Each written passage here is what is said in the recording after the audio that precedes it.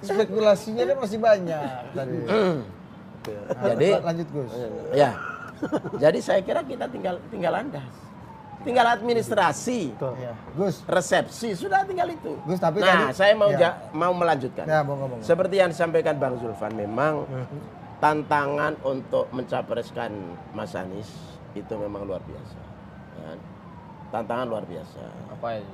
Kalau dari dalam sih nggak ada, dari luar banyak. Saya tidak tahu mengapa tantangan begitu besar. Tentu saja beda dengan dulu ketika Nasdem mencalonkan Jokowi. Ya. Kata Mas Anies itu kan pilihan kita ini, pilihan Mas Anies itu pilihan yang terjal, tidak linear. Mengapa? Ya mungkin ini kader yang bibit, bobot, bebet itu memang memenuhi semuanya itu. Jadi memiliki kualitas yang berbeda. Nah, tapi meski demikian kita berharap kompetisi ke depan kompetisi yang berkualitas. Masalahnya kan gini, instrumen-instrumen negara yang ada mengganggu-ganggu dikit atau bahkan banyak, gitu kan, hentikanlah. Karena ini juga putra. Kita mencari putra terbaik bangsa, memimpin negara ini. Oh, ada instrumen negara yang mencoba mengganggu? Ya, saya dengar begitu, ya kan. Misalnya apa, Gus? Oknumnya atau lembaganya kita nggak tahu, pokoknya kayak gitu. Nggak usah diperdalam lagi, nggak bisa dicontohkan. Oh, nggak bisa dicontohkan. Kan? Tapi bisa dirasakan. Institusinya ada, orangnya gaib. Nah, Gus Coy bebas lah, nggak bisa dicontohkan. Assalamualaikum warahmatullahi wabarakatuh. Rekan-rekan sekalian, kembali kita berjumpa di Jejak Semesta 65. Semoga kita semua dalam keadaan sehat walafiat. Kawan-kawan sekalian, kali ini kita akan menampilkan suatu berita yang kita ambil dari ABW News, portal ABW News Twitter hari ini tanggal 4 Februari 2023 dengan judul Ketua Nasdem dengar ada instrumen negara ganggu Anies nyapres, .2 hentikanlah. Nah, itu judul beritanya, saudara sekalian. Nah, kawan-kawan sekalian, sebelum kita menangkap bahwa memang mungkin yang dimaksud instrumen negara ini salah satunya adalah KPK itu. Karena belakangan ini juga ada banyak berita ya, simpang siur terkait dengan masalah pengunduran diri dari Direktur Penindakan KPK ya, dari unsur kejaksaan yang diberitakan terutama oleh majalah Tempo, yang dikutip dari majalah Tempo bahwa yang bersangkutan dipaksa oleh Firly Bahuri untuk Ketua KPK untuk mentersangkakan Anies, tetapi yang bersangkutan tidak berkenan karena memang alat buktinya tidak cukup kuat sehingga beliau mengundurkan diri. Itu berita singkatnya yang kita lihat beredar di berbagai media sosial, terutama di Twitter. Apakah ini yang dimaksud salah satu unsur negara yang dimaksud oleh Gus Coy atau Effendi Hoiri ini? Kita coba lihat. Ketua DPP Nasdem Effendi Hoiri atau Gus Coy menyebut tantangan mendukung calon presiden Nasdem, Demokrat dan PKS Anies Rashid Baswedan begitu besar. Gus Coy mengatakan ada banyak gangguan dari luar yang mencoba mengganggu pencapresan Anies Baswedan. Tantangan capreskan Mas Anies itu luar biasa. Kalau dari dalam nggak ada, kalau dari luar banyak. Saya tidak tahu kenapa tantangan begitu besar. Tentu saja beda ketika dulu Nasdem calonkan Jokowi, kata Gus Coy dalam adu perspektif. Gus Coy menyebut Anies sempat menyampaikan bahwa mendukung dirinya adalah pilihan terjal. Dia mengklaim hal itu terjadi karena Anies memiliki kualitas pemimpin negara. Kata Mas Anies, itu kan pilihan kita. Ini Mas Anies itu pilihan yang terjal, tidak linear. Mengapa? Ya mungkin ini kader yang bibit, bobot, bebet itu memang memenuhi semuanya. Jadi memiliki kualitas yang berbeda, ucapnya. Dia juga menuding ada gangguan dari instrumen negara. Dia meminta agar instrumen negara berhenti mengganggu pencapresan Anies. saya kira yang paling kuat instrumen negara yang maksud adalah KPK gitu ya, yang mencari terutama Firly yang mencari-cari alasan berdalilkan, bahkan sudah dibongkar oleh siapa ya, Jaya Suprana kan. Dan gerakan itu dilakukan dengan terbitnya juga beberapa waktu yang beredar ya, audit apa namanya, dari apa, audit independennya tentang Formula E itu dari apa ya, yang dianggap bahwa Formula E tidak bermasalah, bahkan mendatangkan keuntungan,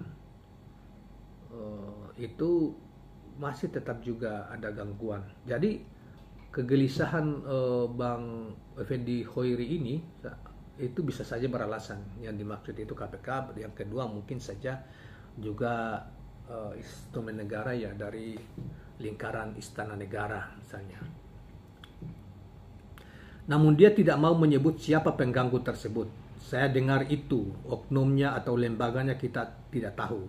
Gak usah diperdalam lagi, gak bisa dicontohkan, ujarnya. Nah, sementara itu politisi senior Partai Nasdem, Julvan Lindan juga menyampaikan hal yang sama. Dia menyebut institusi pengganggu itu ada, tapi belum jelas siapa orangnya. Ya mereka karena ini jadi mereka tidak mau menyebut orang atau lembaganya. Institusinya ada, orangnya gaib katanya, sambil menutup perbincangan di ini tersebut. Nah, saudara sekalian, terkait dengan kegelisahan mereka yang mereka maksudkan, kita coba membacakan berita tentang Direktur Penuntutan ya, KPK mundur diduga karena dipaksa ya, judulnya ya, yang hari ini dimuat juga. Nanti kita coba sambungkan, satukan yang dimuat di Fajar.co.id ya, Jumat 3 Februari 2023 beritanya. Nah, kita sambungkan dengan apa yang kira-kira ini ada relevansinya yang dimaksud. Walaupun mereka tidak menyebut lembaga negara atau siapa, tetapi saya kira selama ini yang paling banyak mengganggu itu kan ya itu, Kuningan ya, pihak KPK, terutama ketua KPK gitulah. Mundurnya Direktur Penuntutan Komisi Pemberantasan Korupsi, Fitroh Roh Cahyanto, dari jabatannya menyisakan tanda tanya besar. Pasalnya Fitro mundur dari lembaga anti rasuah itu di saat kasus Formula E tengah kontroversial. Isu yang berkembang, Fitro mundur dari KPK, kemudian kembali ke Jaksa Agung karena dipaksa membuat ex-gubernur, maksudnya Anies Rashid Baswedan, menjadi tersangka dalam kasus Formula E. Jadi dipaksa oleh Firly Bahuri, ketua kasus, kau tersangkakan, tapi menurutnya mengambil pilihan untuk keluar karena memang tidak sesuai dengan fakta, kemudian dia dipaksa untuk mentersangkakan gitu. Isu yang berkembang, Fitro mundur dari KPK, kemudian sudah tadi, kabar burung itu ditanggapi kader Demokrat Cipta Panca Laksana yang menyebut-nyebut nama ketua KPK Firly Bahuri ya. Dia mengatakan di Twitter, seram benar permainan Firly, ungkapnya melalui cuitan di Twitter.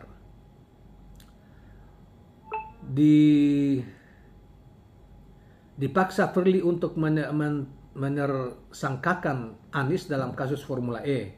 Fitro mundur dari jabatan Direktur Penuntutan KPK, sambungnya. Sementara itu kabar tersebut ditampik oleh pihak KPK, Kepala Bagiannya Pemberitaan KPK Ali Fikri menuturkan mundurnya Fitro karena yang bersangkutan memang ingin melanjutkan karirnya di kejaksaan.